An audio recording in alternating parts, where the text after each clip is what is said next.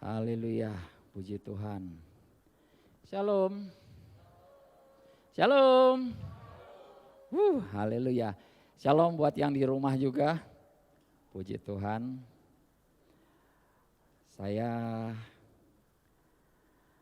mengucap syukur kepada Tuhan, kita masih bisa bikin ibadah di sini walaupun mungkin dibatasin sana sini, tetapi tidak ada yang dapat membatasi hubungan kita dengan Tuhan. Amin. Ya, ini ada satu luxury. Kita di zaman sekarang ini satu kemewahan buat kita kalau bisa berkumpul bersama. Jadi saya sangat bersyukur dan saya treasure, saya apa istilahnya ya. Di setiap momen-momen yang kayak begini nih saya selalu mengucap syukur dan saya katakan terima kasih Bapak. Ya, sementara di tempat-tempat yang lain ada gereja-gereja yang memutuskan untuk tetap untuk tutup atau mereka tidak melakukan ibadah begini.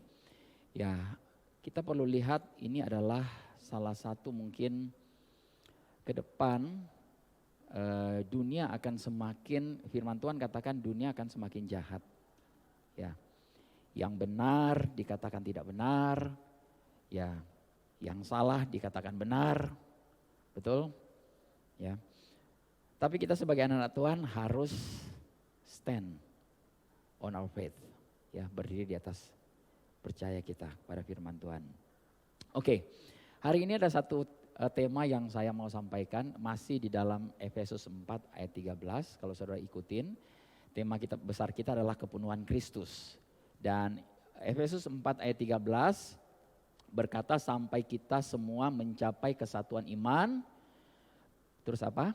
Pengenalan yang benar tentang anak Allah dan kedewasaan penuh, full maturity, dan akhirnya kita bisa bertumbuh ke arah Kristus, kepenuhan Kristus, ya, amin. Nah hari ini saya akan bawakan tentang kedewasaan penuh, ya, kedewasaan penuh, maturity, dewasa atau maturity, ya. Nah, rencana Tuhan bagi setiap anak-anaknya adalah mencapai kedewasaan rohani ini. Bisa katakan amin? Ya. Bukan rencana Tuhan untuk kita tetap tinggal dalam ketidakdewasaan. Ya. Dan Dia memilih kita semua untuk menjadi dewasa.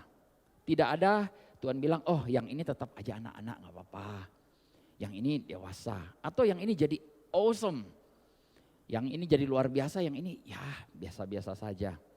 Ya, nggak pakai telur mata sapi katanya. Jadi biasa aja. Nah, ada saatnya seseorang memang tidak dewasa, tapi ini bukan dosa. Ya, saya katakan sekali lagi, ketidakdewasaan itu bukan satu dosa. Tidak ada yang salah dalam hal ini. Ini adalah hal alami, tapi kita jangan tetap tinggal di dalam ketidakdewasaan. Ya. Harus ada peralihan. Masa saudara mau tetap tinggal seperti anak-anak, kanak-kanak? Tentu saja enggak ya. Semua pengen jadi dewasa. Ya. Jadi sama seperti seorang yang baru bertobat, ya, kemudian mereka ibaratnya seseorang yang belum percaya pada Yesus, bertobat, terima Yesus sebagai Tuhan dan Juru Selamat, tidak sampai di situ. Amin. Ya, perjalanan kita tidak sampai hanya menerima keselamatan and then stop. No.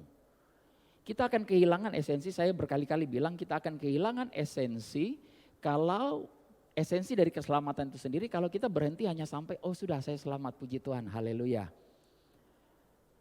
Firman Tuhan katakan, Yesus katakan bahwa pergilah, ya, ngapain? Jadikan semua bangsa murid. Jadi selain di-convert artinya dibawa masuk ya, dirubah ya. Selain dibawa untuk pertobatan, saudara tahu bertobat itu bukan berarti oh saya dari tidak baik menjadi baik, bukan seperti itu. Bertobat itu adalah peralihan pola pikir, berubah. Ya. Tadinya kita berpikir yang tentang kegelapan, kita berubah ke arah terang. Kita dipindahkan dari kerajaan gelap kepada kerajaan terang. Dari kerajaan setan dari kerajaan setan kepada kerajaan Allah, kerajaan Kristus. Amin. Ya. Nah, jadi bagaimana caranya beralih dari kondisi yang tidak dewasa menjadi dewasa? Bagaimana beralih dari gereja yang tidak dewasa menjadi gereja yang dewasa? Kita semua ini disebut gereja. Ya, kita adalah anak-anak Allah, gereja. Kalau kita lihat semua ini karena kita terpapar dengan budaya, ya, ada banyak sekali hal yang membuat kita sampai tidak mengetahui kebenaran. Kenapa seseorang tidak menjadi dewasa? Karena dia tidak tahu kebenaran. Ya. Nah, saya mau katakan di sini ada bahayanya kalau kita tetap tinggal di dalam ketidakdewasaan. Nah, saya bukan menakut-nakuti saudara. Tapi ketidakdewasaan secara berkepanjangan ini aneh, betul? Ya, kalau seseorang yang tinggal dalam ketidakdewasaan secara berkepanjangan itu akan mendatangkan bahaya. Nah, apa bahayanya? Bahaya nomor satu adalah tidak bisa membedakan. Coba kita buka sama-sama di dalam Ibrani 5 ayat 14, ini ayat pokok kita. Ibrani 5 ayat 14 berkata,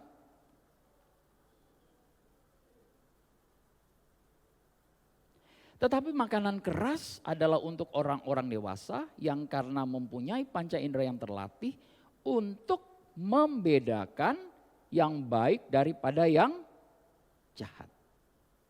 Amin. Jadi kalau tidak bisa membedakan yang baik dan yang jahat, itu namanya kita tidak dewasa.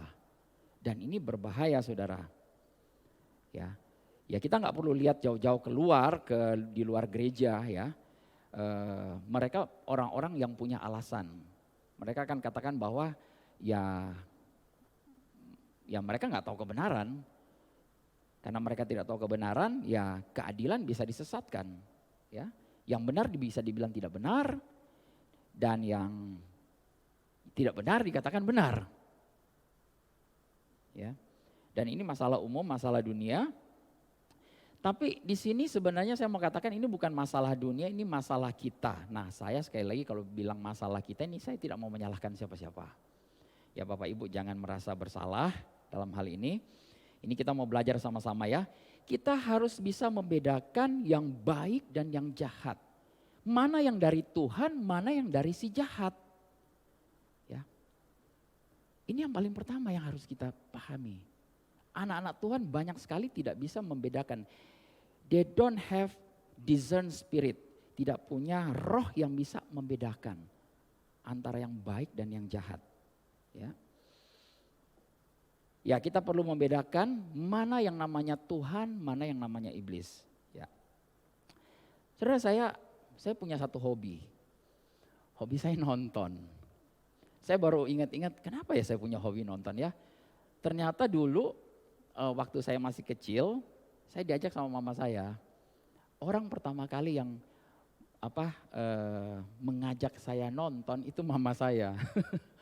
Mama saya suka sekali nonton. Jadi waktu saya ingat masih umur 5 atau 6 tahun, saya diajak ke satu tempat. Nah, saya tinggal di pulau dulu, di Pulau Sangir. Itu dipasang layar besar sekali, saya masih ingat itu filmnya hitam putih. Ya tahun 75-an itu belum ada film berwarna ya, masih hitam putih. Nah saudara tahu film apa yang pertama kali yang diputar itu yang saya nonton? Itu judulnya King Kong. Jadi anak kecil nonton sama mamanya, terus King Kong, wah kayak begitu ya. Tapi hitam putih. Tapi itu sangat berkesan saya. Dan mulai sejak saat itu saya jatuh cinta dengan dunia perfilman. Maksudnya bukan saya mau jadi bintang filmnya, saya suka nontonnya. Ya. Nah, kesini-sini saya banyak sekali nonton segala macam film, berbagai hal.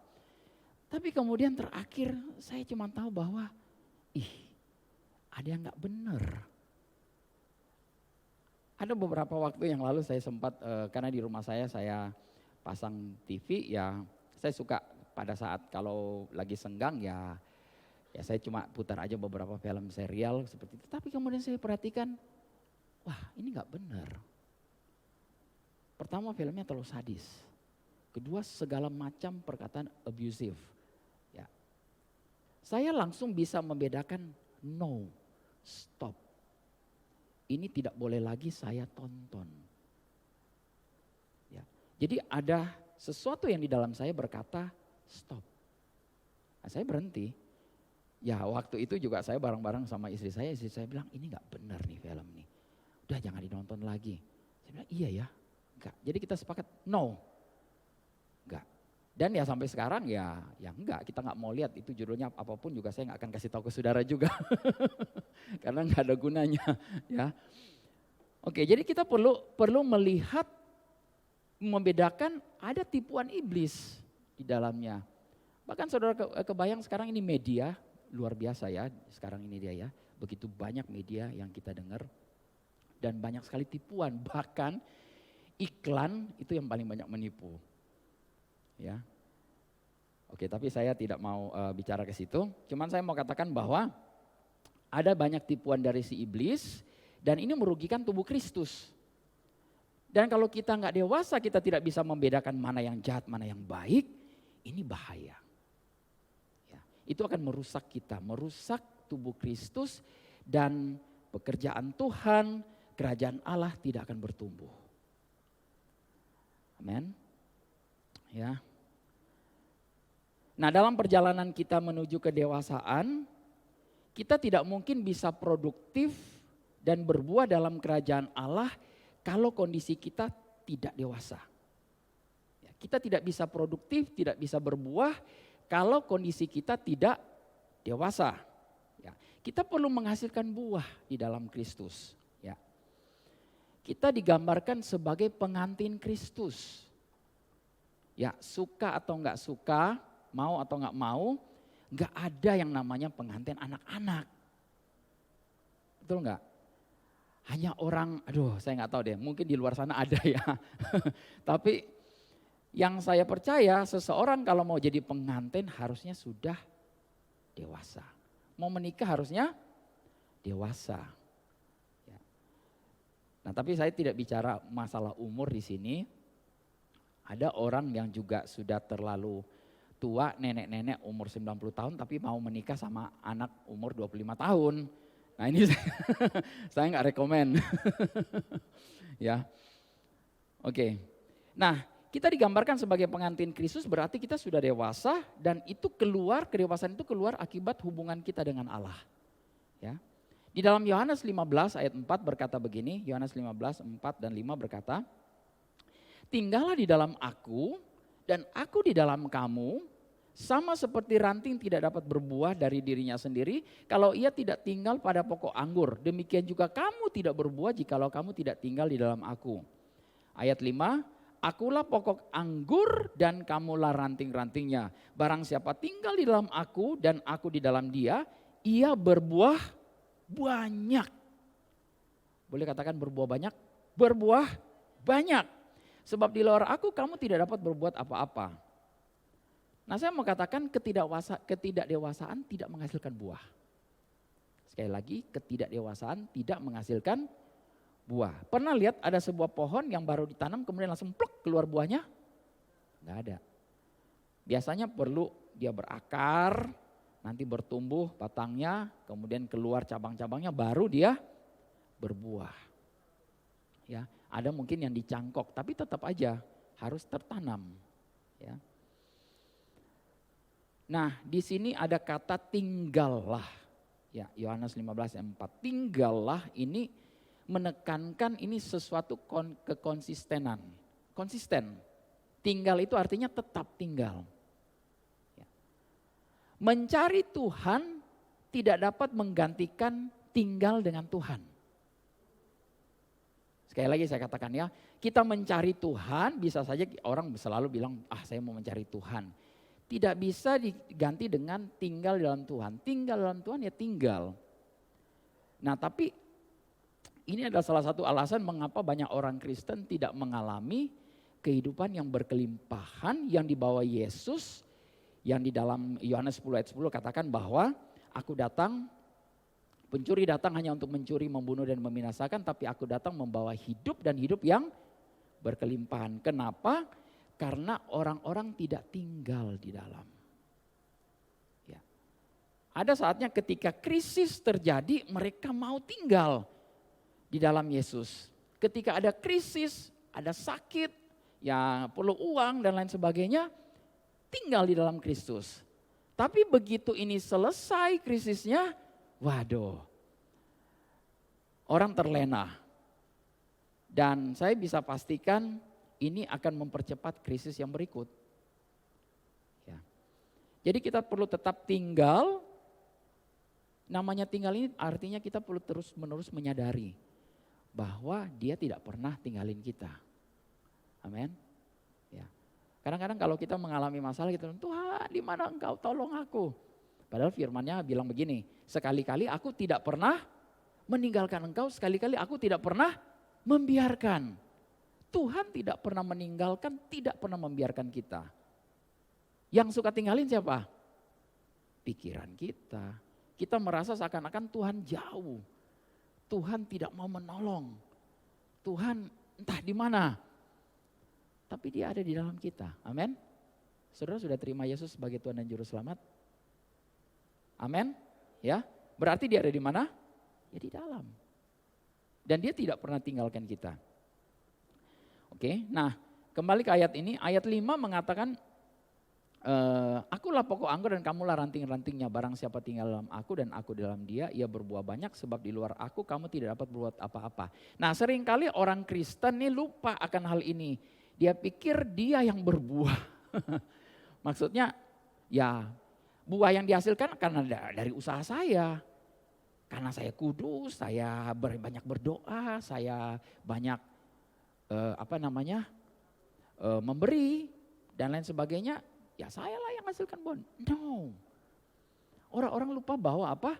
Yesus pokoknya kita hanya cabang-cabang. Amin. Jadi segala sesuatu adalah bersumber kepada Yesus, kepada Kristus, bukan perbuatan kita. Amin. Memang nanti ujung-ujungnya hasilnya kelihatan dalam perbuatan, dalam tindakan, dalam perkataan kita. Amin ya. Tetapi kalau kita tidak terhubung kepada Dia, kita tidak mungkin akan menghasilkan buah. Seperti itu. Ya. Jadi karena kita adalah cabang, cabang-cabang ini dia melaluinya kehidupan Tuhan itu mengalir. Ya. Kehidupan yang berkelimpahan Tuhan itu mengalir melalui saudara untuk menghasilkan buah. Jadi orang lain bisa merasakannya. Apakah buahnya manis atau sepet? Ya kalau sepet pasti pokoknya bukan pokok anggur yang benar. Ya nggak tahu deh itu ambil dari mana gitu. Ya. Oke, jadi ini sebenarnya kita harus percaya bahwa ketika kita tinggal itu sebenarnya artinya percaya melekat kepada Dia, kepada pokok anggur itu, dan kita menghasilkan buah bukan karena usaha kita. Ini sangat melegakan. Amin. Ya, bukan karena kita lagi. Ya. Secara otomatis kita akan berbuah karena ada sumber kehidupannya. Dan buah yang kita keluarkan tidak perlu dipaksa-paksa. Amin. Pernah lihat pohon duren mau berbuah terus pohonnya mengerang. Puk. Keluar duren, tajam-tajam lagi. Enggak. Kemarin saya dikasih duren, waduh thank you yang kasih duren. Enak, puji Tuhan. Saudara mau? Beli sendiri. Haleluya, saya selalu dapat kasih karunia, ada orang suka, tahu saya suka duren, ya dia kasih duren ke saya. Oke, jadi kembali di sini ketidakdewasaan itu bukan hanya menghalangi kita, tapi menghalangi pekerjaan kerajaan Allah ya. Kita tidak bisa berdoa dengan benar kalau kita belum dewasa. Ya. Cara berdoa kita berbeda. Cara anak-anak berdoa. Dulu saya suka berdoa, oh Tuhan, sampai mengerang-ngerang, sampai menangis-nangis. Tolong, Tuhan tolong, sembuhkan saya. Tuhan tolong, berkati dong saya. Berkati usaha saya Tuhan. Atau Tuhan tolong sembuhkan orang ini, saya sangat mengasihi dia. Tuhan tolong sembuhkan. Karena Engkau yang punya kuasa, Engkau sanggup menolong, Engkau sanggup menyembuhkan dia. Terus kalau nggak sembuh, Tuhan sih nggak mau sembuhin dia, mati di orangnya. Itu dulu, saya berdoa seperti itu. Saya nggak tahu kalau ada di antara kita yang masih berdoa seperti itu. Ya. Tapi ketika saya belajar, saya menjadi dewasa, saya tahu bahwa saya punya otoritas, saya punya kuasa. Jadi cara berdoa saya berbeda dengan cara berdoa yang dulu. Kalau dulu saya minta-minta Tuhan tolong, sekarang saya menyadari bahwa Dia sudah memberikan kuasa kepada saya dan saudara. Amin. Jadi kuasa itu diapain? Dipakai. Nah, anak-anak tidak tahu cara memakai kuasa, tidak tahu cara memakai otoritas. Kalau sebuah senjata senapan angin itu kan powerful ya. Saudara kasih ke anak-anak, apa yang terjadi? Dia bisa tembak kemana-mana. Saudara akan jadi kena sasarannya. Ini perlu diberikan kepada seorang yang dewasa. Ya. Jadi saya tahu sekarang kalau saya berdoa, kalau saya sakit, bukan lagi Tuhan, saya minta tolong sembuhkan saya. Tapi sayalah yang punya kuasa, otoritas, saya usir sakit penyakitnya. Amin. Dalam nama Yesus pergi. Amin. Apa doa yang efektif? Doa yang efektif apa sih? Doa yang manjur. Betul? Doa yang manjur apa? Doa yang dijawab. Betul? Kalau nggak dijawab, ya nggak efektif berarti. Iya kan? Terus ngapain berdoa kalau doanya tidak dijawab? Ngapain berdoa kalau doanya tidak efektif? Buang-buang waktu saudara. Ya. Dan kita harus beralih dari doa anak-anak pada doa orang dewasa. Cara kita menangani, cara kita berdoa. Amin. Ya, jadi sekarang ambil kuasa, ambil otoritas, saudara tahu saudara punya kuasa di dalam, doakan orang sakit. Dalam nama Yesus, pergi kau sakit penyakit. Amin. Ya.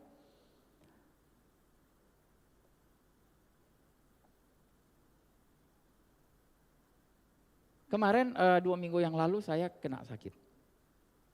Flu. Agak berat flu-nya. Sampai malamnya saya bilang 2 minggu lalu itu pas hari Selasa ya. Saya kena flu. Terus saya bilang ke istri saya, tolong dong dikerok. Saya nggak pernah biasa minta kerok. Karena saya sudah rasa bersin berkali-kali. Anak saya Edgar sampai terheran-heran. Dia bilang, papa bisa sakit. Bisa sakit juga. Saya bilang, bisa, saya masih bisa sakit kalau saya nggak jaga. Karena saya tidur terlalu malam terus. Beberapa malam itu sampai jam 2 saya tidur. Terus malamnya hari Selasa dikerok. Apa yang saya lakukan? Saya katakan ini flu, batuk, mau pilek, mau apapun ini semua pergi di dalam nama Yesus.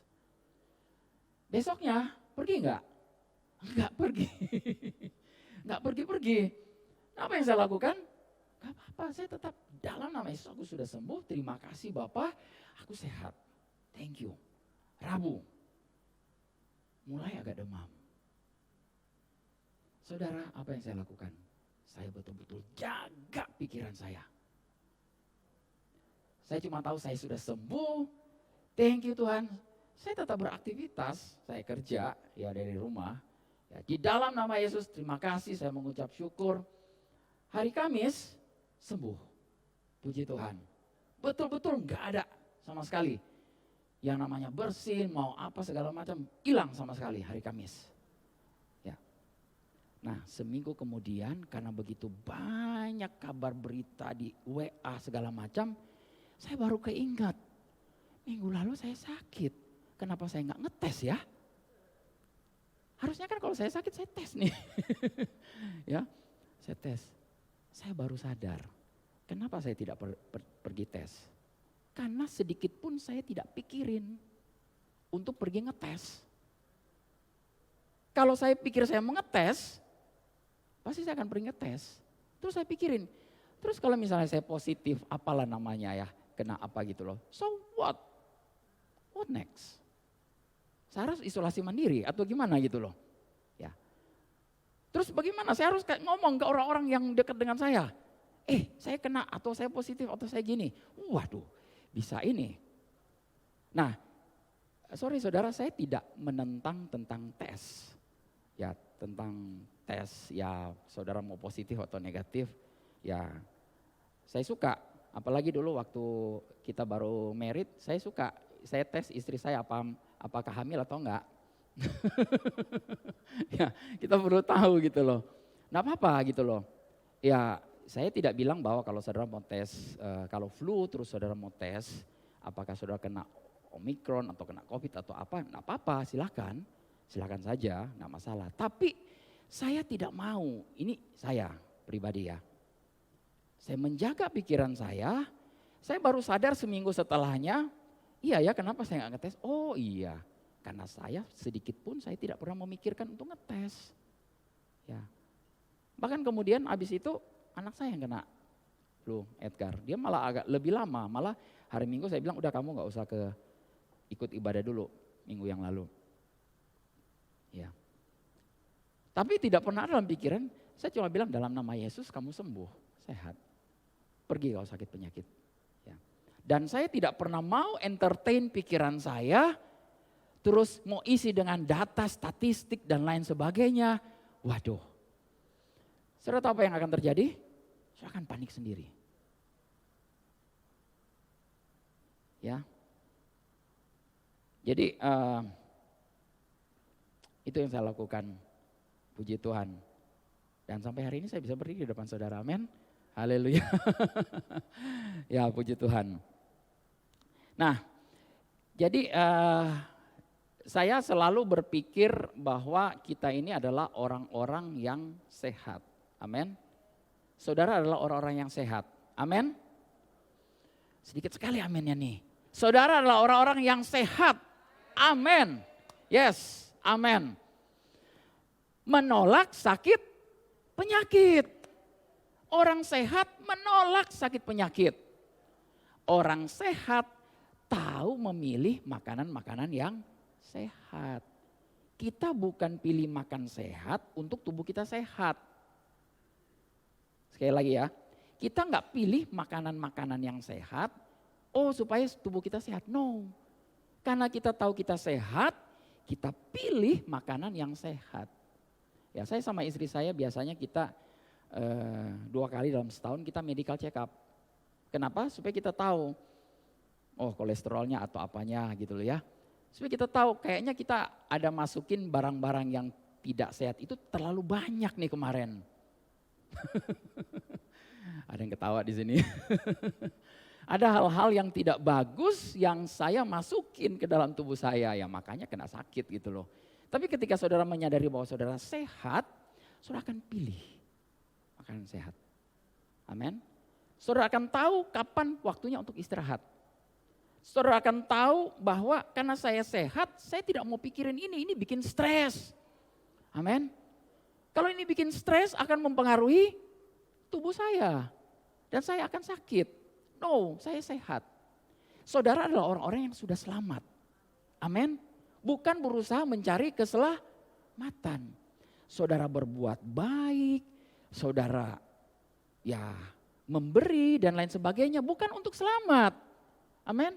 Karena saudara posisinya sudah selamat, saudara melakukan hal itu. Amin. Sama, selalu saya katakan kita ini orang-orang yang makmur. Amin. Bukan berusaha untuk makmur.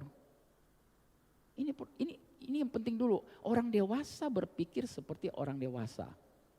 Ya. Kita berpikir bahwa kita adalah orang-orang makmur, makanya kita memberi dengan sukacita. Amin. Bukan kita memberi supaya kita, wah Tuhan lihat nih saya memberi Pak Dolfi ini supaya Tuhan berkati ini semua nih. Tidak. Saudara sudah diberkati sedemikian rupa, amin. Ya, saudara sudah diberkati sedemikian rupa. Bulan ini bulan Februari kita ada namanya excellence giving. Ya, Kenapa kita bikin seperti ini? Untuk melatih saudara menyadari bahwa saudara adalah orang-orang makmur, mau memberkati, mau memberi. Amin. Ya. Kita perlu latih. Nah, nanti saya akan sampai kepada bagian itu ya. Oke, jadi kita orang-orang sehat dan kita menolak sakit penyakit. Kita orang makmur menolak kemiskinan. Amin. Kita orang yang sudah selamat menolak dosa. Yes? Amin. Puji Tuhan. Ya. Jadi kita tidak bisa berjalan bersama dengan seseorang dalam ketidakdewasaan. Jadi ini sangat penting ya. Ketika saya melihat ke belakang, saya melihat ada berbagai keputusan-keputusan saya, ada perkataan-perkataan saya yang tidak dewasa. Ya, saya agak kesal juga ya. Saya ya menyesal kenapa saya lakukan itu, kenapa saya katakan itu, tapi saya belajar dari hal-hal itu. Ya. Nah, sebagai orang muda waktu saya pertama kali menikah, ya ada berbagai argumentasi dengan istri saya, haleluya, karena saya tidak dewasa. Ini istri saya nggak ada di sini. Ini direkam ya. Ya, sepanjang ini direkam ini bukan mengenai tentang istri saya. Haleluya. Saya bisa pastikan ini tentang diri pribadi saya. Ya nggak usah jauh-jauh saudara. Waktu ulang tahun ITLW kemarin, saya lupa ngundang dia ke depan. Waduh. Haleluya, saya bilang Dolphy bertobat, hai iblis pergi kau. Bisa-bisanya membuat aku lupa. Iblis lagi yang disalahin. Ya. 1 Korintus 13 ayat 8 sampai 11. Kasih tidak berkesudahan, nubuat akan berakhir, bahasa roh akan berhenti, pengetahuan akan lenyap, sebab pengetahuan kita tidak lengkap dan nubuat kita tidak sempurna. Tetapi jika yang sempurna tiba, maka yang tidak sempurna itu akan lenyap. Ketika aku kanak-kanak, aku berkata-kata seperti kanak-kanak. Aku merasa seperti kanak-kanak. Aku berpikir seperti kanak-kanak. Sekarang sesudah aku menjadi dewasa, aku meninggalkan sifat kanak-kanak itu. Karena sekarang kita melihat dalam cermin suatu gambaran yang samar-samar, tetapi nanti kita akan melihat muka dengan muka. Sekarang aku hanya mengenal dengan tidak sempurna, tetapi nanti aku akan mengenal dengan sempurna seperti aku sendiri dikenal. Haleluya. Jadi bagian dari ketidakdewasaan adalah Anda menyadari sebenarnya Anda tidak tahu banyak hal. Ya, ini adalah tanda seorang yang dewasa. Ya, saya tidak banyak tahu. Dan dengan segala kerendahan hati saudara bisa akuin bahwa saya hanya tahu sebagian. Ya. Amin. Dan mulai mencari tahu apa yang diketahui oleh orang lain. Saya tahu apa yang saya tahu. Tapi saya tidak tahu apa yang orang lain ketahui. Amin. Ya. Dan kalau saya sebagai orang dewasa saya mau merendahkan diri, saya akan mulai mendengar dari orang-orang lain, dari orang-orang yang cukup senior, dari yang saya tahu orang-orang dewasa, dan itu akan terus bertumbuh. Amin. Nah, sekali Anda merasa tahu segala-galanya, ini ya saya mau kasih tahu ya saudara ya. Sekali Anda merasa Anda tahu segala-galanya, Anda berhenti bertumbuh. Dan Anda berhenti menjadi dewasa. Tahu kan anak-anak?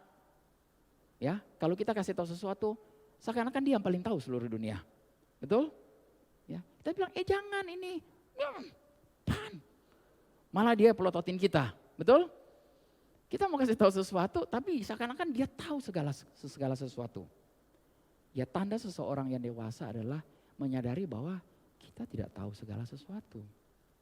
Dan kita perlu orang lain. Yang paling penting adalah saya tidak tahu banyak hal. Saya tidak tahu apa-apa, jadi saya perlu mendengar. Khususnya dari Tuhan. Kita perlu mendengar dari Tuhan. Meskipun engkau bilang, Pak Dolphy saya tahu banyak hal ini dia. Saya mengasihi saudara. Ya. Tapi Tuhan lebih banyak tahu dari apa yang Anda ketahui. Amin. Tuhan lebih banyak tahu dari apa yang kita bisa ketahui. Amin. Ya. Di Komsel kemarin saya katakan bahwa alam semesta ini dia luar biasa. Kita terdiri dari planet-planet, ada miliaran planet masuk di dalam satu galaksi. Namanya galaksi Bima Sakti. Ya, satu galaksi Bima Sakti terdiri dari miliaran bintang, planet. Ya. Ternyata bukan cuma satu galaksi, ada miliaran galaksi. Jadi bisa kebayang nggak? Nah kita cuma baru tahu galaksi Bima Sakti atau namanya Milky Way. Ya, orang Inggris bilang Milky Way karena seperti tuangan susu. Ya, seperti milk, seperti susu. Kalau dilihat tata surya kita itu kayak ada dituang susu gitu loh. Bagus. Ya. Nah, kita cuma baru tahu segitu. Tapi yang paling sangat sebenarnya kita nggak perlu lihat keluar kemana-mana. Di dalam kita belum tahu banyak ternyata. Roh kita, manusia roh kita ini apa yang bisa kita lakukan? Terbatas pengetahuan kita. Ketika mulai kita connect dengan kebenaran, kita baru tahu, oh ternyata aku punya kuasa. Oh ternyata aku punya otoritas. Jadi kita mulai bisa keluarin satu-satu. Tapi gak cuma sampai di situ. Saudara berpikir saudara tahu segala sesuatu tentang diri saudara. No. Ya, di dalam saudara ada satu potensi, ada dinamis, ada sesuatu yang siap untuk meledak keluar, explode. Amin. Ya. Tapi kita perlu gali hal ini. Anda pikir Anda sudah tahu, ternyata belum tahu. Banyak hal kita belum tahu. Haleluya. Ya, ketidakdewasaan akan mengunci kita kepada ketidakpedulian, ketidakdewasaan akan mengunci Anda pada mengeraskan hati. Ya. Nah, jadi kedewasaan itu adalah kesadaran diri sepenuhnya. Saya memiliki sesuatu dari Tuhan. Amin. Ya, saya menubuatkannya, tapi nubuat kita belum lengkap. Ya, firman Tuhan tadi katakan apa? Pengetahuan belum lengkap, nubuat belum lengkap. Ya, pengetahuan kita belum sampai. Kita mau bernubuat pun belum lengkap. Ya, jadi pewahyuannya adalah seperti ini. Paulus katakan sesudah aku menjadi dewasa, aku meninggalkan sifat kanak-kanak. Haleluya. Nah apa itu sifat kanak-kanak? Ini ada 3 hal yang saya mau sampaikan kepada Bapak Ibu semua. Ada 3 hal supaya kita bisa belajar hal ini. Ini tandanya seseorang masih kanak-kanak. Dari cara apa? Pertama, dari cara mereka berbicara. Ya. Yakobus 3 ayat 2, boleh ditampilkan. Yakobus 3 ayat 2 berkata begini. Sebab kita semua bersalah dalam banyak hal, barang siapa tidak bersalah dalam perkataannya, ia adalah orang sempurna yang dapat juga mengendalikan seluruh tubuhnya. Bahasa Inggris katakan, for in many things we offend. Ya, all. Dalam banyak hal kita suka menyinggung orang lain. Dalam hal apa? Dalam hal perkataan. Perkataan kita suka sekali banyak menyinggung. Saya nggak tahu, kadang-kadang saya ngomong sesuatu, saya nggak sadar, orang ini tersinggung apa enggak ya? Ya kadang-kadang saya suka nggak pikirin juga. Main ngomong seenaknya dewe kata orang. Tapi sebagai orang dewasa kita tahu bahwa kalau anak-anak kita berbicara sembarangan, we offend. Kita menyinggung orang lain. Nah saya mau ajak saudara untuk belajar mulai memperkatakan firman. Amin. Mulai berkata-kata untuk memberkati satu dengan yang lain. Ya. Daripada kita cari kesalahan, cari kelemahan orang, terus kita gosok-gosok kelemahan, kekurangan orang, kita mulai memberkati. Amin. Daripada kita katakan, kamu nakal banget sih sama anak-anak ya. Dulu saya suka katakan begitu, kamu nakal banget. Saya ganti, Edgar, kamu kreatif banget. Puji Tuhan. Anak kreatif gak kayak begini. Dia mulai sadar. Tapi kalau saya cap dia, kamu nakal, kamu nakal. Lama-lama dia jadi nakal, papanya sendiri yang cap dia. Ya. Jadi kalau kita mau orang lain berubah, kita berkati. Istri saya dulu, mumpung istri saya yang ada di sini. Wah kalau ngomong, begitu ya. Saya bilang, istri yang lemah lembut. Dari dalam mulutmu akan keluar perkataan-perkataan yang lemah lembut, yang baik. Berubah loh. Haleluya. Dan dari mulutnya keluar perkataan-perkataan penuh hikmat. Puji Tuhan. Jadi kita perlu belajar berkata-kata dengan kebenaran, tidak ada tipu muslihat dalam perkataan kita. Dan kita tidak berkata-kata seperti kedengarannya, kita berkata-kata seperti dunia. Ya, saya mau ulang sekali lagi. Saya sangat mengasihi saudara sekalian, tapi kalau perkataan kalian seperti berita jam 8 malam atau jam 6 malam, yang ngocehnya terus berita kabar-kabar buruk yang di luar sana, sorry, saya mengasihi saudara tapi saya akan tinggalkan saudara. Ya, diam sekali di sini. Haleluya. Kita harus berhenti berbicara seperti dunia berkata-kata. Amin. Kemarin ada yang bilang ke saya, Pak Dolfi, kios saya sepi. Karena memang di kios ini banyak sekali sepi-sepi semua. Saya bilang, lebih baik stop mulut untuk berbicara perkatakan itu. Ya. Karena kita tidak boleh berbicara, jangan kita jadi serupa dengan dunia. Amin. Dunia katakan sepi. No. Kita bersuka cita. Amin. Karena apa? Karena berkat Tuhan berlimpah. Kita orang yang diberkati. Amin. Saudara orang yang berkati. Usahamu ramai. Amin. Ya bisnismu ramai, penuh. Amin. Sampai sekarang saya tidak pernah meminta-minta Tuhan, tolong kirim lagi kepada saya banyak-banyak lain. No. Sudah selesai saya bicara-bicara seperti itu. Saya tiap hari bersuka cita. Terima kasih Tuhan. Thank you. Tiba-tiba telepon. Pak Dolfi, bulan ini 2 klien yang baru. Pak Dolfi 3 klien yang baru di depan. Haleluya. Bersuka cita enggak? Ya, karena saya sudah bersuka cita setiap hari.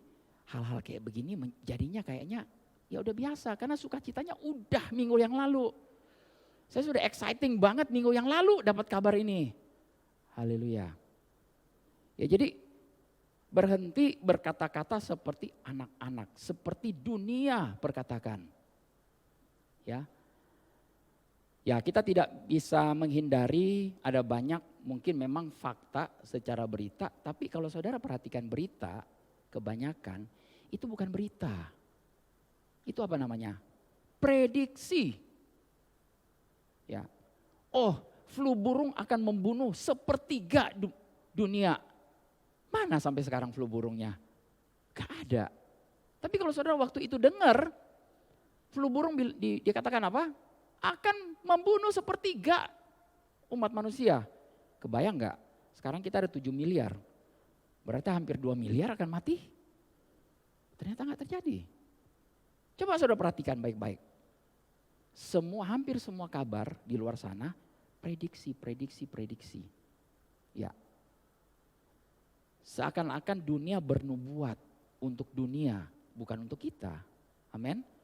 Ya, saudara perlu nangkap hal ini dia bahwa ya saya tidak menentang media dalam hal ini. Mereka mau prediksi, tapi saudara perlu bisa membedakan. Ini berita atau prediksi? Ya kalau berita artinya ada fakta. Faktanya berdasarkan data. Kalau datanya nggak ada, ya hoax, bohong. Terus kita nyampaikan juga berita bohong itu ke teman kita. Ke WhatsApp grup kita yang wah ribuan orang banyaknya. Kita ikut nimbrung di situ. Nah apa yang terjadi? Haleluya, kita jadi serupa dengan dunia. Oke? Yang kedua, apa ciri-ciri khas anak-anak? Saya harus tinggalkan cara berpikir kanak-kanak. Amin. Nah anak-anak berpikir sedemikian rupa, anak-anak selalu berpikir apa? Me and me and me. Egois. Ya. Ketika saya menjadi dewasa saya sadar saya tidak lagi memikirkan dunia, tidak lagi memikirkan diri sendiri. Dan Roh Kudus akan mengingatkan kepada saudara dan saya, Dolfi, engkau jangan lagi berpikir seperti itu anakku. Amin. Ya. Jangan lagi berpikir seperti itu. Ya. Saya nggak berani sebut nama di sini. Dolphy aja deh. Ulang lagi. Saudara, kalau saudara ingat pesan ini, ya Roh Kudus sementara berbicara kepada saudara, jangan lagi berpikir seperti itu, seperti anak-anak berpikir. Filipi 4 ayat 8 berkata, jadi akhirnya saudara-saudara, semua yang benar, semua yang mulia, semua yang adil, semua yang suci, semua yang manis, semua yang sedap didengar, semua yang disebut kebajikan dan patut dipuji, pikirkanlah semuanya itu. Ya, ini ayat ini benar-benar hidup ke saya. Kalau saudara, kalau dimatiin saya benar-benar tahu, hafal gitu loh. Saya mentraining pikiran saya untuk berpikir seperti ini. Ini benar nggak ya? Oh nggak benar, oke. Ya udah saya buang. Ini pikiran kudus nggak ya? Oh bukan. Oh ya sudah. Gampang kan? Ya. Ini adil nggak? Oh ini nggak adil. Ya udah jangan dipikirin. Ya saya pikirin yang adil aja. Oke. Kita perlu merubah pikiran kita seperti Roma 12 ayat 2 katakan, jangan kita menjadi serupa dengan dunia tetapi berubahlah oleh pembaruan budimu. Boleh katakan sama-sama berubah pikiran. Amin. Berubah pikiran, jangan lagi kita berpikir seperti anak-anak, ya. Nah, bagaimana cara kita merubah pikiran kita? Sekali lagi dengan kebenaran. Ya. Kita perlu bertobat. Bertobat itu artinya merubah pikiran kita. Merubah. Saya tadinya mulai berpikir, si ini begini. No. Enggak. Dia anak Tuhan. Dia pribadi yang luar biasa, yang excellent. Mungkin ada beberapa hal yang orang ini miss. Ya tinggal dikomunikasikan. Benar? Ya. Seandainya kalau saudara berpikir jelek tentang semua orang, saudara akan tinggal sendirian di dalam dunia ini. Saya bisa pastikan saudara akan tinggal sendirian di dunia. Kenapa? Karena semua saudara pikirin nggak benar. Jelek tentang segala hal. Jadi, oke. Yang ketiga, yang kita perlu ketahui ada pemahaman atau ada pengertian kanak-kanak, ada understanding. Nah, salah satu tanda anak-anak ini tidak dapat melihat bahaya. Ya, sebagai orang dewasa tahu bahayanya. Ya. Saya dan istri saya berusaha sebisa mungkin menjaga anak-anak kita. Ya, waktu Edgar, Bella masih kecil, waktu mereka mau belajar jalan, apa aja mau ditabrak. Ujung meja yang tajam mereka nggak tahu, mereka mau tabrak aja kepalanya. Jadi kita sebisa mungkin jaga, ya. Anak-anak ini tidak menyadari bahayanya, ya. Ya kalau mereka mau mulai naik sepeda, ya nggak peduli, maunya jatuh melulu. Begitu dibawa ke kolam renang, langsung pengen nyemplung. Waduh, kita harus cepat-cepat tarik mereka. Nah ini juga sebagai anak-anak itu kita ya perlu melindungi dari bahaya namanya naif. Ya, naif itu kurangnya pengalaman atau hikmat. Ya. Nah anak-anak tidak menyadari hal ini. Coba boleh tampilkan satu gambar. Ya saudara lihat di sini ada saya. Nih ada anak kejepit kepalanya. Haleluya. Mau tahu nggak gimana caranya ngeluarin anak ini? Kejepit dia nangis, teriak, tolong. Gak tahu gimana. Gambar yang kedua, boleh. Aduh, mau ditarik-tarik. Yang ketiga. Nah, sampai ada bapak mau coba. Tahu nggak gimana cara keluarinnya? Sebagaimana anak ini masuk, begitu juga dia harus keluar. Maksudnya, jadi dia bukan ditarik ke belakang sini, harusnya dia keluar lagi ke depan, dimiringin badannya. Tapi anak-anak nggak ngerti, ya. Dia udah masuk begini, ini masuk, kepalanya kan gede, jadi nggak bisa masuk. Jadi badannya udah di sini semua, kepalanya di luar, nggak bisa tarik. Ini anak-anak, ya. Bahkan mungkin kadang-kadang orang dewasa nggak tahu bagaimana cara mengeluarkannya. Mau ditarik-tarik juga ya nggak bisa. Anak ini akan terus nangis. Jadi pelan-pelan badannya dimasukin. Ya udah, lepas. Oke. Jadi anak-anak tidak tahu akan bahaya. Nah, sebagai pribadi dewasa kita perlu membedakan perkataan jahat, pikiran jahat, dan pemahaman yang jahat. Ya. Sebagai hamba Tuhan, saya akan berusaha untuk mengingatkan akan ada banyak kejahatan yang akan datang di dunia ini. Ya, dunia memang akan semakin jahat sebagaimana firman Tuhan sudah katakan. Ya, ada metaverse, ada berbagai macam hal. Saya nggak tahu apakah itu hal yang baik atau jahat. Kita perlu betul-betul discern, perlu betul-betul mengamati ini benar. Ya, puji Tuhan ada beberapa dari kita yang mungkin pelajarin hal ini dia dan mungkin bisa share nanti ya. Nah, 3 tanda orang Kristen yang tidak dewasa. Ada 3. Ini dalam 1 Korintus 3 saya percepat aja ya. Yang pertama envy, iri hati. Yang kedua strife, ada perselisihan. Ketiga ada division, perpecahan. Ya, ada banyak sekali terjadi di dalam tubuh Kristus. Saya nggak sebut gereja, saya katakan tubuh Kristus artinya sesama kita. Ya, terjadi karena ada orang-orang Kristen yang tidak dewasa karena 3 hal ini. Ya, iri hati, envy, ya, strife, perselisihan, dan perpecahan. Nah, jika Anda ada di posisi ini, Anda perlu membimbing atau mementori orang-orang ini untuk keluar dari ketiga hal ini.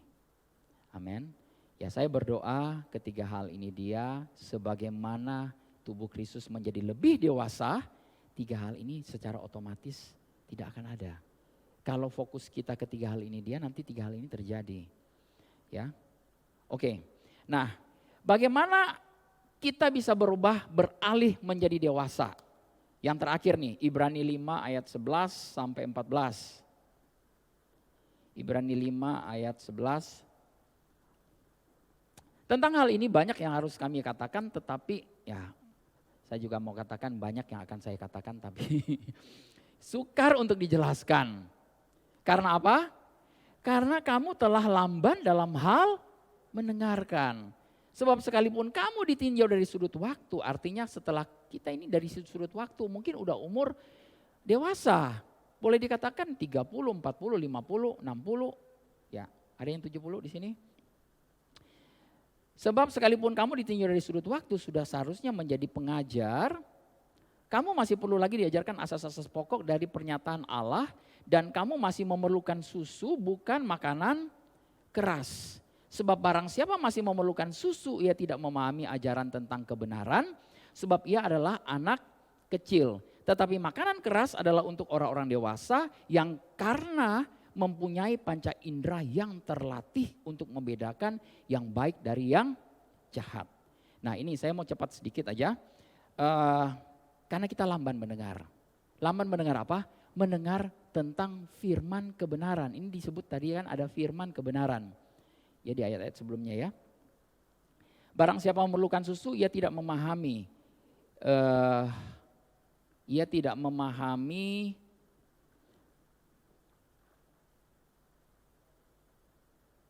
ajaran tentang kebenaran. Bahasa Inggrisnya katakan the word of righteousness. Ajaran tentang kebenaran ini adalah the word of righteousness. Ya, perkataan firman kebenaran. Firman tentang posisi Anda di mana? Posisi kebenaran Anda ada di mana? Ya. Tetapi makanan keras adalah untuk orang dewasa yang karena mempunyai panca indera yang terlatih untuk membedakan yang baik daripada yang jahat. Nah, saudara sebagai orang dewasa perlu makanan yang strong, yang keras, bukan susu ya. Itu akan melatih otot-otot Anda, panca indera Anda. Ya, saya kapan hari pernah ke Pak Iwan, saya bawa Edgar ke sana, ternyata gigi bungsunya mencelak, bertumbuhnya ke arah yang nggak benar ya. Kenapa? Saya tanya Pak, kenapa? Pak Dolfi, dulu kita ini orang-orang yang dulu itu suka makanan keras, gedong-dong, ya digigit gitu loh, benar ya? Apa aja kita suka gigit gitu yang keras-keras gitu loh. Sekarang anak-anak sekarang makanannya apa? Donat. Makanannya apa? Yang marshmallow. Yang lembek-lembek, lembut-lembut. Ya nggak heran ininya nggak terlatih. Ya begitu dicek saya punya gigi bungsu semua bagus. Tapi ya punya Edgar ya nggak bertumbuh dengan normal karena tidak terlatih untuk mengunyah benda-benda keras. Nah, kita perlu melatih panca indera kita ini ya. Di sini dikatakan bahwa tetapi makanan keras adalah untuk orang dewasa yang karena mempunyai panca indera yang terlatih. Nah, ini kuncinya Saudara. Kita lebih sering terpapar dengan apa yang kita lihat, kita dengar, kita rasa, ya, kita cium, kita bau, kita raba ya. Panca indera kita ini terlatih untuk meresponi kenyataan, meresponi dunia. Ya. Seperti otot, ya kalau kita latih akan jadi kuat, betul? Nah, panca indera ini kalau kita latih untuk mulai apa yang kita lihat. Kalau kita lihat ke dunia, ya kita akan terbawa ke dunia. Tapi kalau kita mulai melatih ini dia panca indera kita, penglihatan kita untuk melihat kembali kepada Yesus, apa yang terjadi? Kita akan menjadi sama seperti Yesus. Amin. Ini sebentar ya saya ini terakhir ini dia. Jadi perhatikan kita perlu melatih panca indera kita. Firman menekankan bahwa mengendalikan indera kita yaitu penglihatan, perasaan, pendengaran, penciuman dan perasaan itu di bawah kendali itu membutuhkan disiplin seorang atlet. Ya, saudara tahu di mana ada seorang atlet yang dia mau berlomba besok baru mau berlatih sekarang? Gak ada. Ya dia pasti akan kalah, betul? Dia perlu melatih hari demi hari, ya. Jadi jangan tunggu sampai situasi kondisinya masuk dalam krisis baru Anda mau memperkatakan, mulai melihat kembali kepada firman, nanti terlambat. Ya, saya ingat sekali papa saya selalu ngomong aja deh tentang papa saya dan mama saya suka belajar dari kedua orang tua saya ini, ya. Papa saya bertahun-tahun kepahitan, dia merasa disakitin oleh adiknya dan akhirnya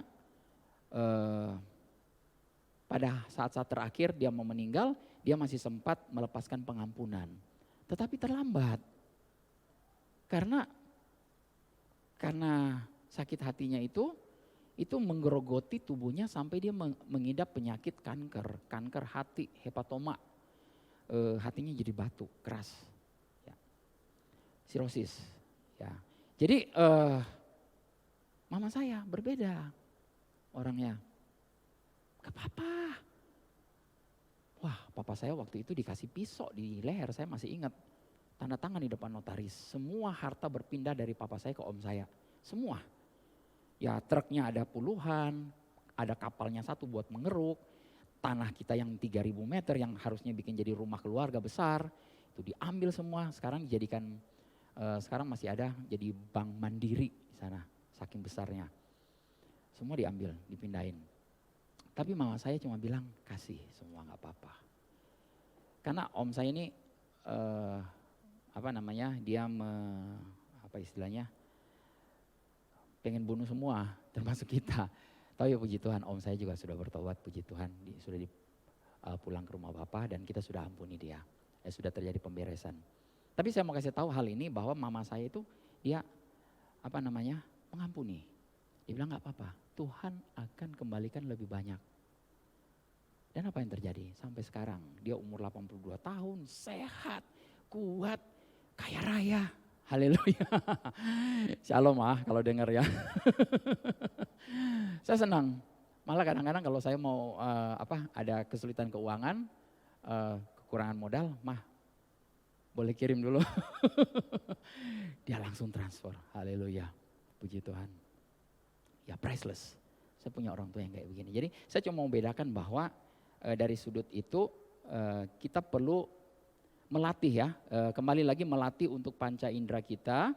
Yang terlatih untuk membedakan yang baik daripada yang jahat. Kita perlu melatih telinga kita untuk mendengar hanya kabar baik daripada saudara memasukkan kabar yang tidak baik. Amin. Di luar sana sekarang saya mau katakan ada kabar begitu banyak kabar yang tidak baik. Bagaimana cara memblokirnya? Ya tutup telinganya. Pilihan ada di kita. Ada di saya dan saudara. Amin. Puji Tuhan, mari saya undang pemusik.